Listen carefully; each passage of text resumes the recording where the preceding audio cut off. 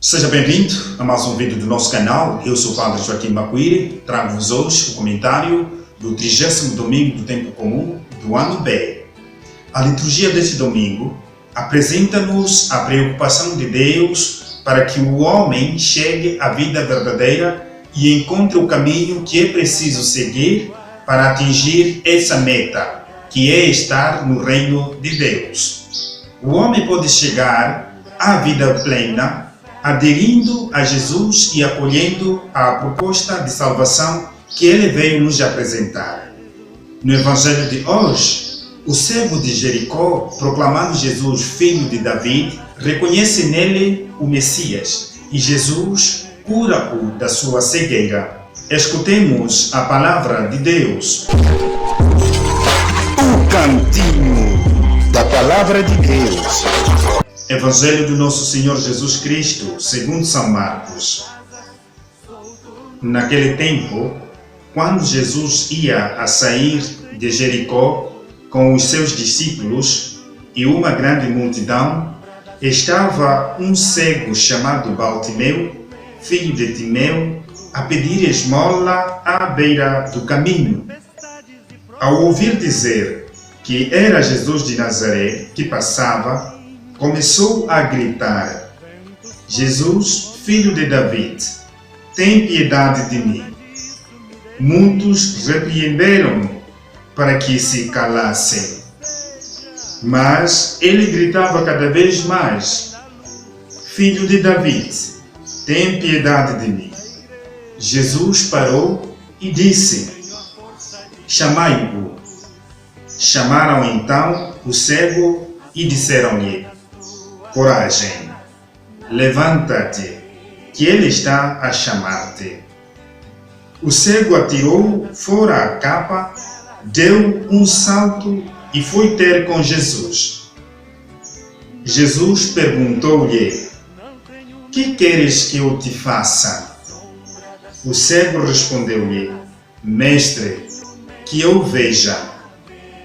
Jesus disse-lhe: Vai, a tua fé te salvou. Logo, ele recuperou a vista e seguiu Jesus pelo caminho. Palavra da salvação. Glória a vós, Senhor. Amados irmãos, no mesmo Evangelho segundo São Marcos, no 8º capítulo, ele nos conta sobre a cura do cego de Betsaida.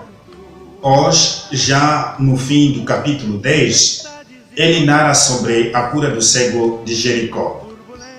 Entre estas duas curas, por 3 vezes Jesus anunciou sua morte e ressurreição.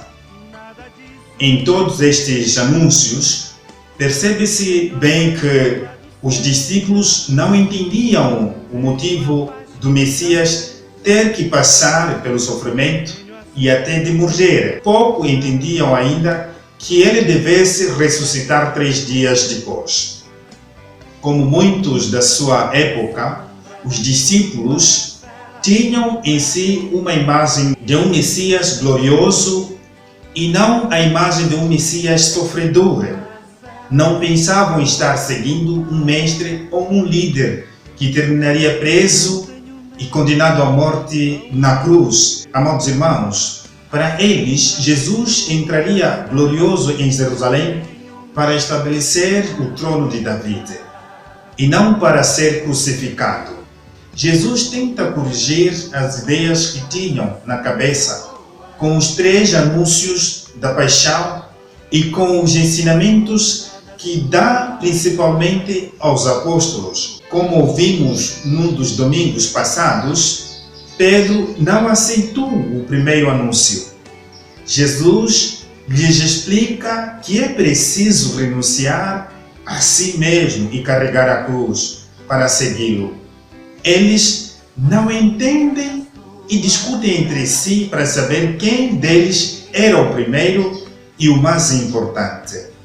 Depois do 3º anúncio, demonstrando ter entendido que Jesus deveria passar primeiro por muito sofrimento para depois entrar na glória, Tiago e João, adiantando-se aos outros, pedem para si os primeiros lugares ao lado de Jesus na sua glória.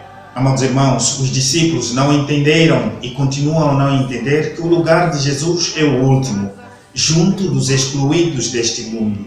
E este será o lugar dos seus discípulos. Ao colocar dois cegos, uma moldura de todas essas cenas, o evangelista São Marcos faz o retrato dos discípulos. Eles são cegos e não enxergam quem é Jesus. Os cegos, porém, são curados e começam a ver o mundo ao seu redor com clareza. A visão do cego de Betsaida melhora pouco a pouco. É o discípulo que vai compreendendo sempre mais quem é Jesus e para que veio a este mundo. O cego de Jericó é curado de uma vez. Recupera logo a visão e segue Jesus. O verbo seguir é o verbo próprio do discípulo. O discípulo segue ao mestre. O cego curado vê Jesus e segue. Não foi fácil para os primeiros discípulos entender o que Jesus queria.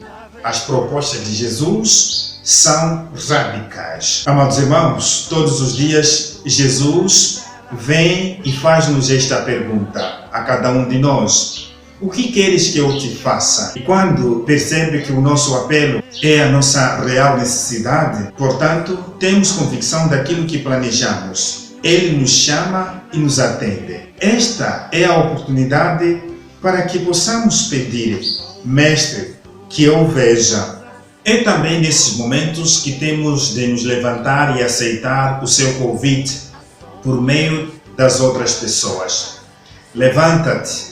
Coragem, Jesus te chama. Assim como o cego, nós também precisamos nos despojar do manto humano de proteção que colocamos sobre os nossos ombros e que nos impede de correr ao encontro de Jesus, quando Ele passa no nosso caminho, atraído pelo nosso clamor. Muito obrigado, meu irmão, por termos chegado juntos até este momento. Pedimos para que possas ativar o sino de notificações para receber os outros vídeos que vamos a fazer para o nosso canal.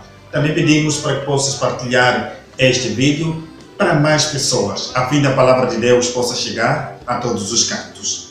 Deus te abençoe e te abençoe sempre.